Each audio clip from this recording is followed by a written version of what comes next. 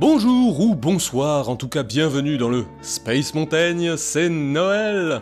Ou plus précisément, c'était Noël. Je suis en retard, j'avais commencé à écrire cet épisode pour l'occasion et j'ai pas pu. Qu'à cela ne tienne, tradition de Noël oblige, n'hésitons pas à raconter n'importe quoi sur un sujet qui ne nous a rien fait. Alors, pour cet épisode, j'ai choisi de picorer dans l'essai sur le don de Marcel Mauss. Un essai qui mériterait un épisode rien que pour lui, mais là, comme c'est la saison des cadeaux, je me suis dit que c'était l'occasion d'y faire référence. Alors, que nous dit Marcel Mauss sur le don? Premier extrait. Dans la civilisation scandinave et dans bon nombre d'autres, les échanges et les contrats se font sous la forme de cadeaux, en théorie volontaires, en réalité obligatoirement faits et rendus.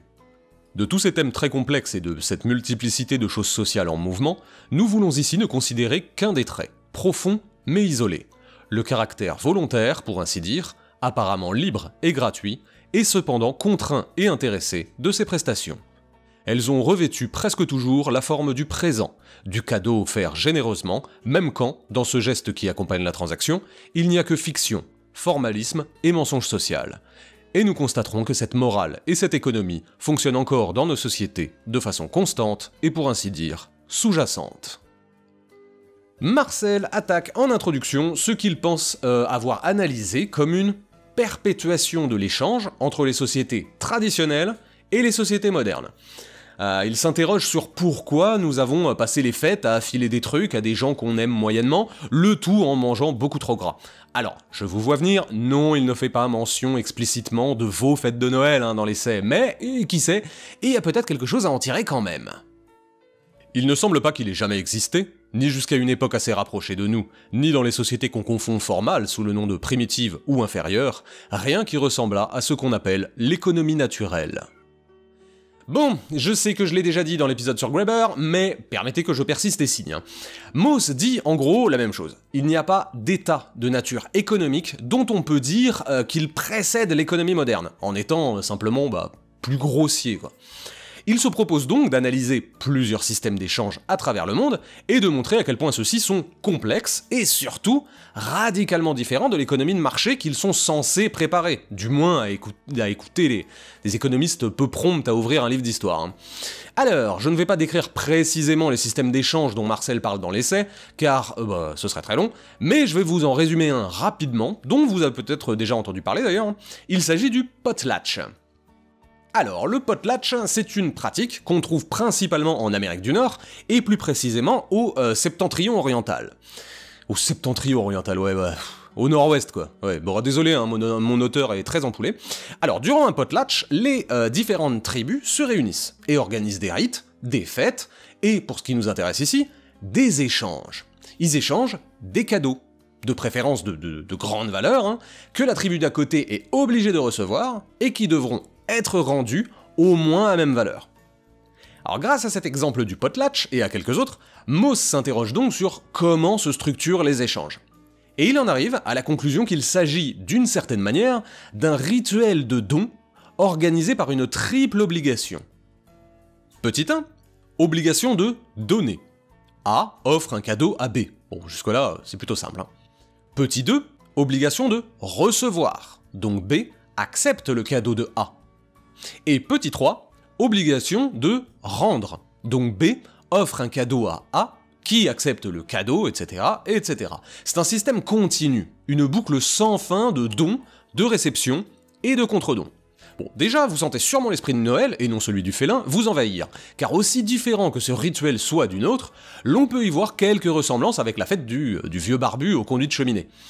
Ce que Mauss tire de l'exemple du potlatch, il le résume ailleurs en nommant ces échanges des prestations totales de type agonistique. Eh, ça en jette, hein. Alors décomposons la formule, prestation totale de type agonistique. Tout simplement en 3 temps. Prestation, car elles engagent différents membres. Prestation vient du latin prestatio, de praesto qui signifie en gros présent. Donc les membres sont donc présents et s'offrent des présents. Amusant, non? Bon. Prestation totale. Alors pourquoi totale? Si vous l'ignorez, Marcel Mauss est le neveu de quelqu'un dont on a déjà parlé ici, Émile Durkheim. Eh oui, le monde est petit. Alors s'il reprend le principe de fait social à son oncle, il en distingue une catégorie particulière. Le fait social total. Et par total, il entend que ce fait résume l'institution de la société qu'il exerce. En somme, que ce fait social est tellement important qu'il habite chaque événement, chaque représentation, chaque rituel de la société dans laquelle il se développe. Il est partout et il change tout. Il est donc total. Et enfin, prestation totale de type agonistique. Alors l'agonistique, c'est l'adjectif qui se rapporte à la lutte. En somme, à partir du moment où il y a lutte de pouvoir, nous sommes dans une relation agonistique. Et comme je sens que l'on s'éloigne de l'esprit de Noël, nous pouvons y revenir grâce à cette une petite pirouette déjà, et grâce à cette dernière définition. Lorsque nous nous retrouvons pour échanger des cadeaux, nous partageons un lien social qui n'est jamais tout à fait détaché de la lutte. Certes, nous aimerions que la beauté de la fête de famille, que la naissance du petit Jésus, ou que la communion dans les valeurs de partage se substitue totalement au principe du don et à ses obligations. Mais pourtant, toute la bonne volonté du monde ne nous empêchera pas, au moins un peu, de nous sentir obligés. Obligés de donner? Bah imaginez-vous, vous amenez les mains dans les poches alors que tout le monde vous a fait des cadeaux. Pas évident. Mais également obligés de recevoir, et c'est pas toujours évident de recevoir un cadeau de 400 € alors que tout ce qu'on a pu offrir c'est une orange et un jouet Kinder à moitié mâchouillé par son chien. Et enfin, obligés de contredonner. Bah l'année dernière on m'a offert tout ça, il faut que je montre moi aussi que je tiens à mes proches en rivalisant avec leurs cadeaux. Triplement obligé donc. Et ce, même si vos proches hurlent unanimement que « mais on s'en fiche, c'est l'intention qui compte, je sais bien que tu pouvais pas m'offrir plus, espèce de sale chômeur », malgré toutes les bonnes intentions, les vôtres et les autres, on ne coupe jamais totalement avec le pouvoir de la culpabilité. Eh bien nous sommes, dans ces moments-là, dans une lutte sociale. Tout comme, durant le potlatch, des Américains s'échangeaient des cadeaux de valeur immenses afin de s'obliger les uns les autres, il se produit un système non identique, mais par certains aspects assez analogues lors de nos dîners de fin d'année. On pourrait arguer, bien sûr, que, en famille, l'effet recherché n'est pas celui d'obliger ses pairs, et qu'il s'agit de montrer toute son affection en offrant des trucs inutiles mais qui leur plairont. Mais de fait, l'on ne peut nier non plus qu'il y a phénomène d'obligation, auquel nos esprits ne sont clairement pas soustraits. Une partie considérable de notre morale et de notre vie elle-même stationne toujours dans cette même atmosphère du don, de l'obligation et de la liberté mêlées. Heureusement, tout n'est pas encore classé exclusivement en termes d'achat et de vente.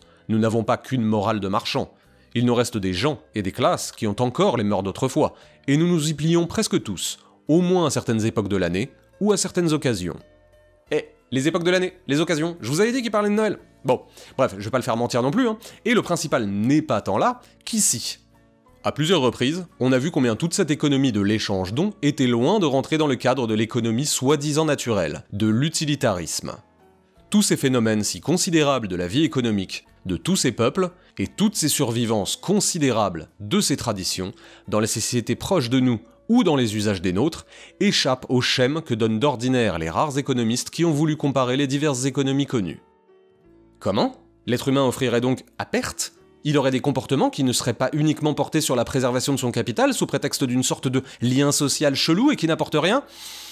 Étrange. Bon, je sais pas ce que c'est que cet esprit de Noël, mais il m'a tout l'air d'avoir besoin d'un PEL.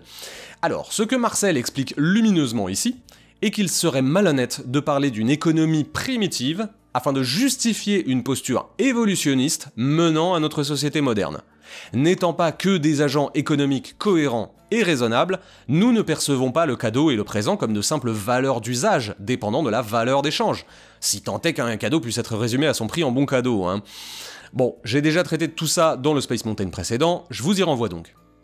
Mais pour revenir à cette histoire de valeur, Mo s'écrit plus loin. Heureusement, tout n'est pas encore classé exclusivement en termes d'achat et de vente. Les choses ont encore une valeur de sentiment, en plus de leur valeur vénale, si tant est qu'il y ait des valeurs qui soient seulement de ce genre. Ce que Spinoza écrivait déjà de manière bien plus pessimiste et brutale dans l'éthique, l'argent est devenu le condensé de tous les biens, puisqu'on n'imagine plus guère aucune espèce de joie qui ne soit accompagnée de l'idée de l'argent comme cause. Précédant en cela, quoique avec des prémices différentes, l'idée que le sacrifice de l'argent est nécessaire à la valeur du don, comme le traite différemment Mauss dans cet essai, ou comme le traite par exemple Louis-Vincent Thomas pour les rites funéraires, confère le Space Mountain numéro 14, mais bon bref, la promo c'est barbant, revenons à nos boulons. On pourrait conclure avec une petite phrase en apparence anodine qu'il écrit à la fin. La charité est encore blessante pour celui qui l'accepte, et tout l'effort de notre morale tend à supprimer le patronage inconscient et injurieux du riche aumônier. Ce n'est pas si simple, et c'est probablement faux, de considérer le cadeau comme un acte gratuit envers quelqu'un qui ne s'en sentira pas redevable. Et quand bien même cela serait gratuit, ai-je réellement eu, durant toute la procédure d'échange, la liberté de faire ce cadeau, la possibilité de le recevoir, le choix de le rendre? Je n'y étais en aucun cas obligé juridiquement, bien sûr, mais bien moralement, socialement. Et par ce don désintéressé, mon riche aumônier m'enchaîna à sa charité. Car, ne l'oublions pas, quiconque nourrit un homme est son maître.